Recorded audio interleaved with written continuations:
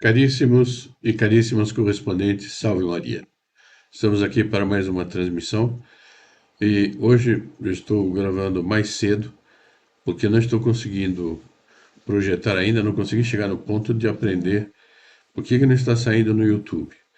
Eu tentei no Meet também e não consegui que do Meet passar para as pessoas que assistem. Então, como é um tema muito bom, mas muito bom, um tema não é propriamente ambientes e costumes, mas é um tema profético e encontrei, uma pessoa me mandou isto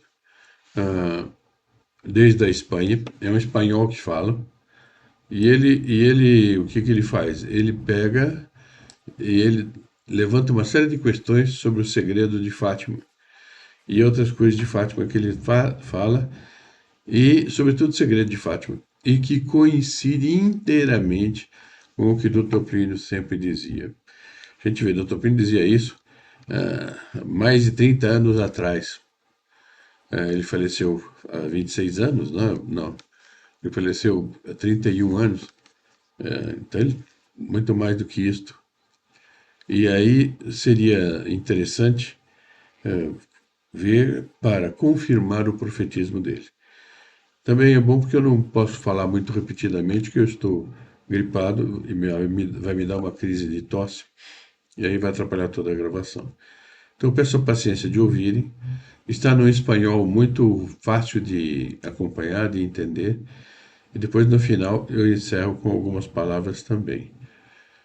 Enquanto isso, vamos então assisti-lo e até daqui a poco. El tercer secreto de Fátima. ¿Qué parte faltaría y qué diría realmente? Muy buenas, familia de Tectón, que Dios les bendiga. Hoy vamos a tratar uno de los asuntos más misteriosos y polémicos de la historia reciente de la Iglesia: el tercer secreto de Fátima. Durante décadas se ha repetido que el Vaticano reveló el tercer secreto en el año 2000, y en efecto, el Vaticano publicó entonces una visión, la del llamado obispo vestido de blanco, que atraviesa una ciudad en ruinas, llena de cadáveres, sube una montaña y finalmente es asesinado, junto con obispos, sacerdotes, religiosos y fieles laicos. La interpretación oficial relacionó esa visión con las persecuciones sufridas por la Iglesia en el siglo XX y especialmente con el atentado contra San Juan Pablo II el 13 de mayo de 1981. Pero desde el primer momento muchos católicos vieron un problema.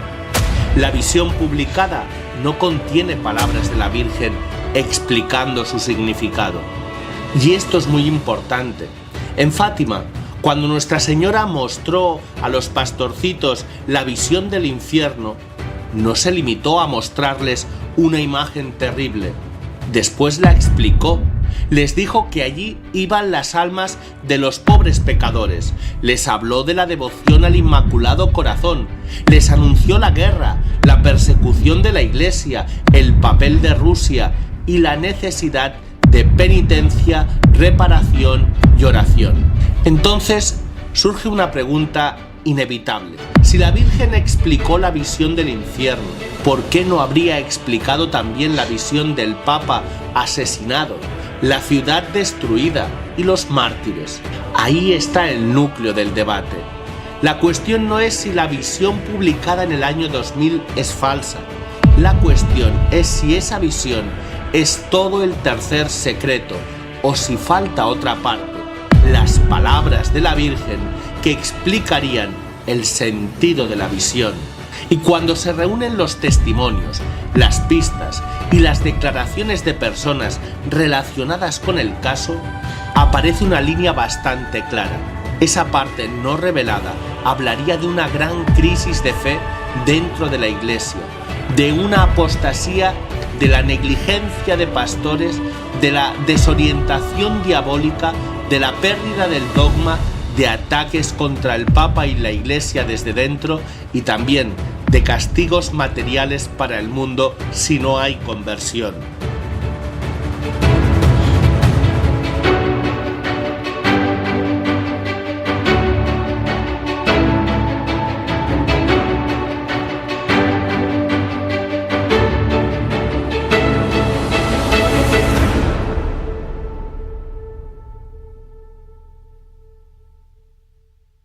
Vamos a verlo por partes. Uno de los datos más importantes es la frase de Sor Lucía. En Portugal se conservará siempre el dogma de la fe, etc. Esta frase es absolutamente decisiva. La Virgen no dice simplemente conservad la fe, dice algo muy concreto. En Portugal se conservará siempre el dogma de la fe y después aparece ese etcétera.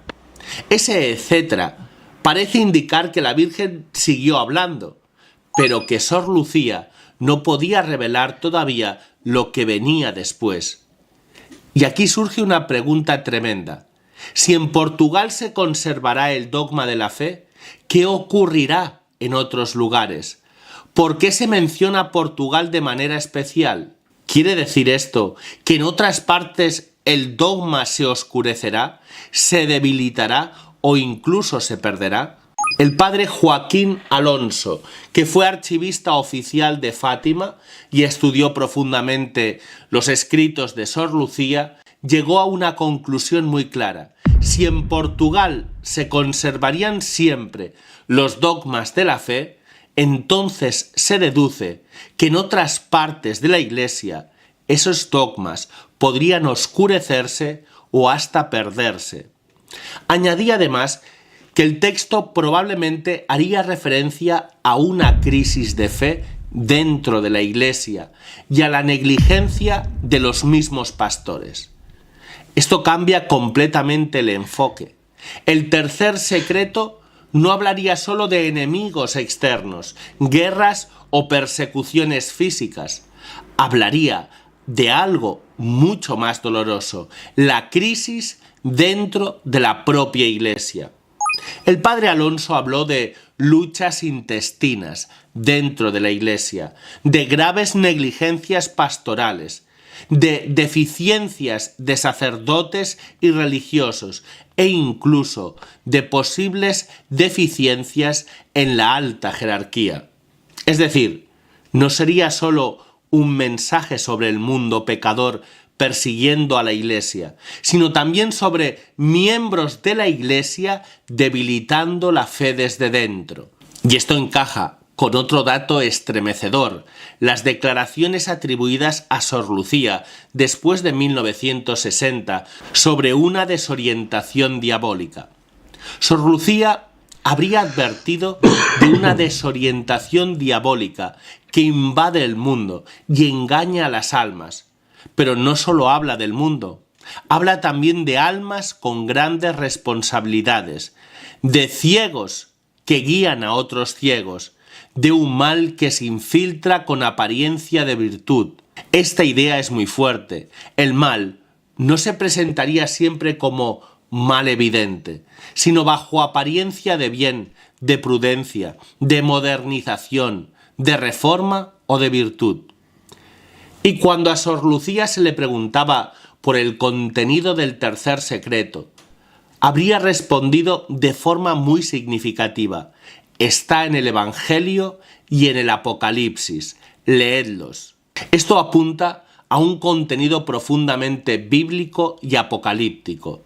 Lucha entre la mujer y el dragón, persecución, caída de estrellas, combate espiritual, apostasía, confusión y fidelidad de un pequeño resto.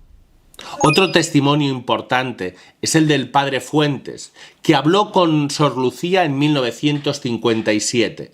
En aquella conversación, Sor Lucía habría dicho que el castigo del cielo era inminente si no había oración y penitencia.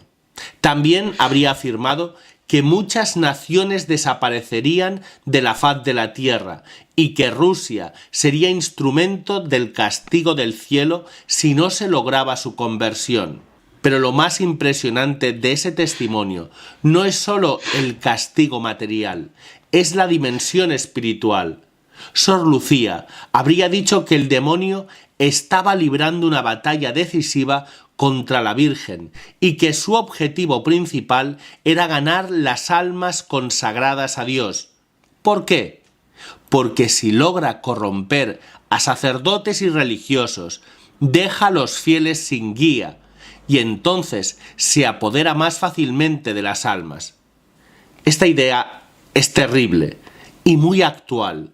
El demonio no atacaría solo al mundo, sino especialmente a los sacerdotes, religiosos y almas consagradas, porque de su caída depende la ruina espiritual de muchos otros. Sor Lucía habría insistido en que lo que más aflige al Inmaculado Corazón de María y al Sagrado Corazón de Jesús es la pérdida de almas de religiosos y sacerdotes, y habría añadido que los sacerdotes y religiosos que fracasan en su vocación arrastran consigo al infierno a numerosas almas. Esto da una clave muy clara sobre lo que podría contener el tercer secreto no revelado, una advertencia sobre la corrupción espiritual del clero y la pérdida de almas por culpa de pastores infieles o negligentes. Otro testimonio muy relevante es el del futuro Pío XII, cuando todavía era cardenal Pacelli. Él había expresado una gran preocupación por los mensajes de la Virgen a la pequeña Lucía de Fátima y dijo algo extraordinario, que la insistencia de María sobre los peligros que amenazan a la Iglesia era un aviso del cielo contra el suicidio de alterar la fe en su liturgia, en su teología y en su alma. Estas palabras son muy graves. Hablan de alterar la fe, no solo en un punto externo, sino en tres dimensiones profundas: la liturgia, la teología y el alma de la Iglesia. Y el mismo Pacelli habría advertido de innovadores que querían desmantelar el santuario, apagar la llama universal de la Iglesia, rechazar sus ornamentos y hacer que se avergonzara de su propio pasado histórico. Esto encaja perfectamente con una lectura del tercer secreto como advertencia contra una crisis interna, no simplemente contra una persecución exterior. Después está el testimonio del cardenal Ottaviani, que en 1967 afirmó que el tercer secreto no se revelaba para evitar que algo muy delicado, no destinado al público, cayese en manos extrañas. ¿Qué podía ser tan delicado? Si solo se tratara de una visión simbólica sobre persecuciones externas ya ocurridas, ¿por qué tanto miedo a que cayera en manos extrañas? En cambio, si el contenido hablaba de una crisis interna de la Iglesia, de negligencias de pastores, de pérdida del dogma, de apostasía o desorientación diabólica dentro de las estructuras eclesiásticas, entonces se entiende mucho mejor esa preocupación. También hay declaraciones atribuidas a San Juan Pablo II en Fulda, Alemania, en 1980. Allí le preguntaron por el tercer secreto y por qué no había sido publicado. La respuesta atribuida al Papa es impactante, por la gravedad del contenido.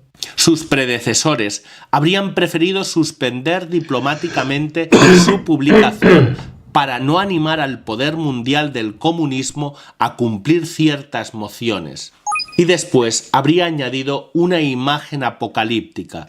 Si en un mensaje está escrito que los océanos inundarán partes enteras de la tierra y que millones de hombres perecerán de un momento a otro, la publicación de tal mensaje dejaría de ser algo deseado. Luego, al preguntarle por la Iglesia, habría dicho que debemos prepararnos para grandes pruebas en un futuro próximo. Pruebas que exigirán de nosotros la disposición de ofrecer incluso la vida y una dedicación total a Cristo. Añadió que con la oración esa tribulación podría mitigarse, pero no alejarse por completo.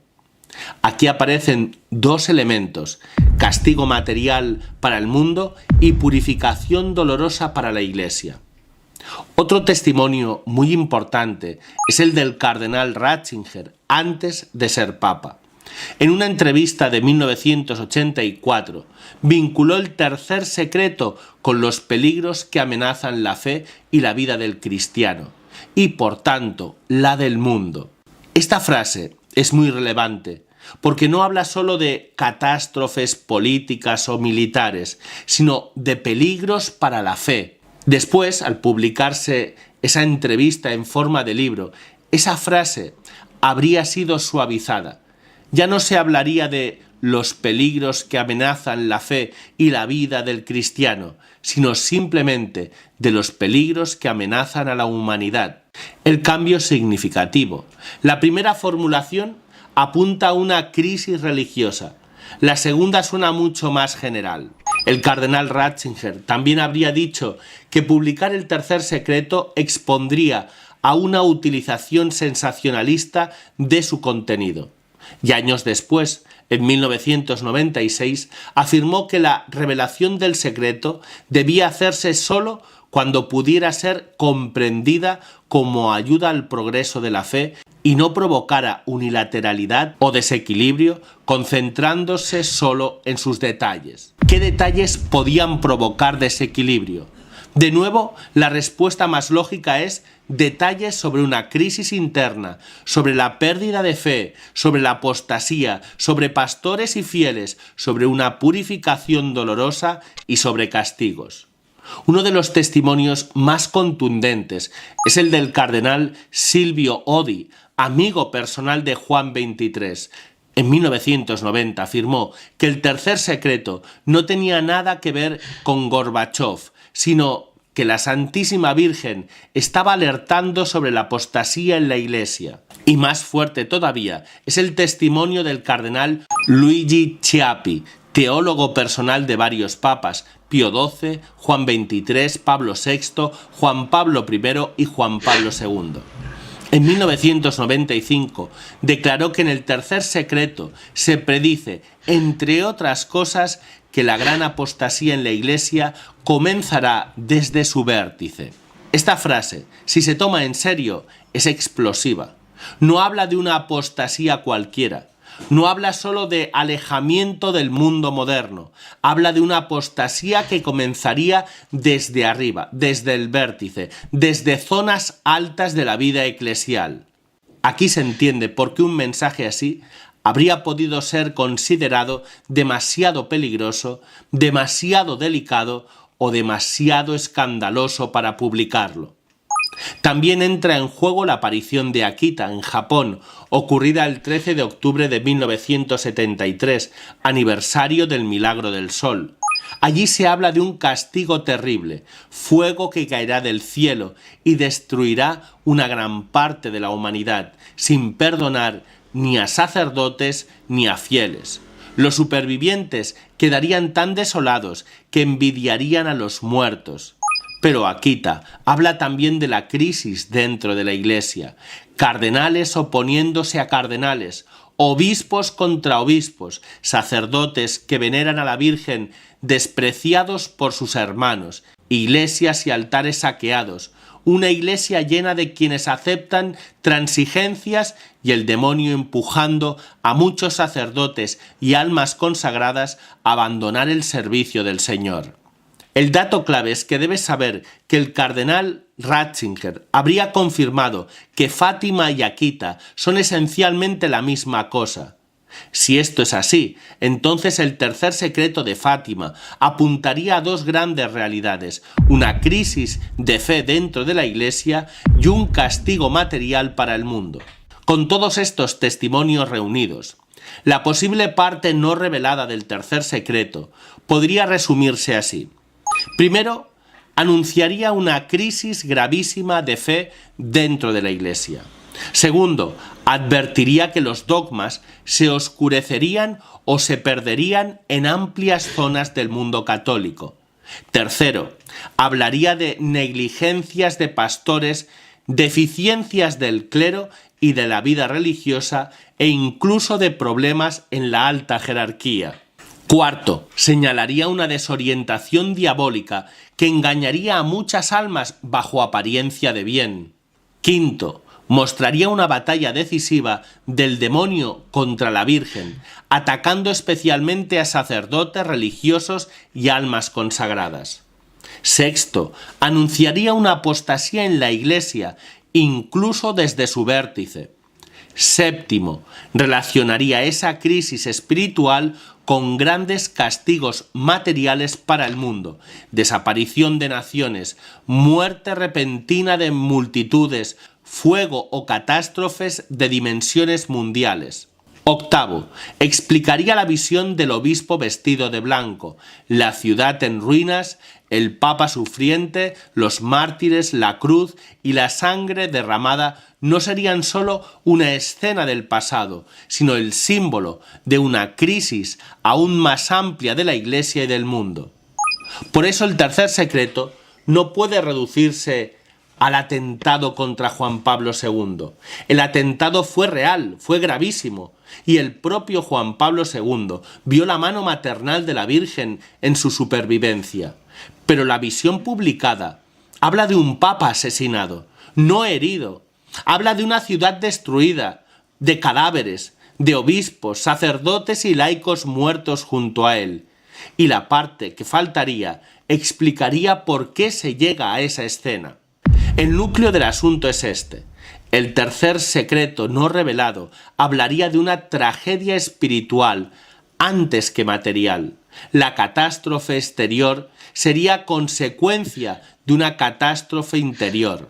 La pérdida de la fe, la traición de la vocación, la corrupción del clero, la desorientación doctrinal y la apostasía. Y aquí está la actualidad de Fátima. No es una historia del pasado, no es solo un misterio de archivos, no es una discusión entre cardenales, periodistas y estudiosos, es una advertencia para toda la Iglesia. Cuando se pierde el dogma, se pierde el alma. Cuando los pastores callan, las ovejas se dispersan. Cuando el clero se corrompe, los fieles quedan desamparados. Cuando la liturgia se vacía, la fe se debilita. Cuando la Iglesia se avergüenza de su tradición, el mundo no se convierte, la Iglesia se mundaniza. Cuando el pecado entra en el santuario, la persecución más grave ya no viene de fuera, sino de dentro. Benedicto XVI lo dijo en Fátima en 2016, con una claridad impresionante. Se engañaría quien pensara que la misión profética de Fátima está concluida. Y habló de ataques contra el Papa y la Iglesia desde dentro de la Iglesia, mostrando que la mayor persecución no viene solo de enemigos externos, sino del pecado en la Iglesia. Esto ilumina todo. Fátima no está concluida porque el mundo no se ha convertido. Fátima no está concluida porque la fe se sigue perdiendo. Fátima no está concluida porque la Iglesia sigue atravesando una crisis profunda. Fátima no está concluida porque la llamada al rosario, a la penitencia, a la reparación y al Inmaculado Corazón sigue siendo urgente. La Virgen no vino a Fátima para alimentar curiosidad apocalíptica, vino para salvar almas, mostró el infierno porque las almas se condenan, pidió el rosario porque el rosario es arma de combate, pidió penitencia porque el pecado atrae castigos, pidió la consagración de Rusia porque Dios quiso vincular la paz del mundo a la obediencia a esa petición y prometió el triunfo de su Inmaculado Corazón, porque al final la victoria será de Dios. La gran pregunta no es solo si falta un texto en un archivo. La gran pregunta es si la Iglesia ha querido escuchar de verdad a la Virgen. Si el tercer secreto completo habla de apostasía, entonces hay que defender el dogma. Si habla de sacerdotes y religiosos que caen, entonces hay que rezar por el clero. Si habla de una desorientación diabólica, entonces hay que formarse y discernir. Si habla de castigos, entonces hay que hacer penitencia. Si habla del triunfo del Inmaculado Corazón, entonces hay que consagrarse a María y vivir como verdaderos hijos suyos. El tercer secreto, no revelado, tal como se reconstruye por estos testimonios, sería una advertencia durísima. La crisis más grave de la Iglesia no sería simplemente una persecución externa, sino una pérdida de fe desde dentro, una apostasía que alcanza zonas altas, una desorientación que engaña incluso a almas responsables, una lucha decisiva entre la Virgen y el demonio y una purificación terrible para la Iglesia y para el mundo. Pero la última palabra no es el miedo. La última palabra es la promesa de la Virgen. Por fin, mi Inmaculado Corazón triunfará. Que la Santísima Virgen María nos conceda fidelidad al dogma, amor al rosario, espíritu de penitencia, reparación por los pecados y valentía para permanecer firmes en la fe católica en medio de la confusión. ¡Viva Cristo Rey!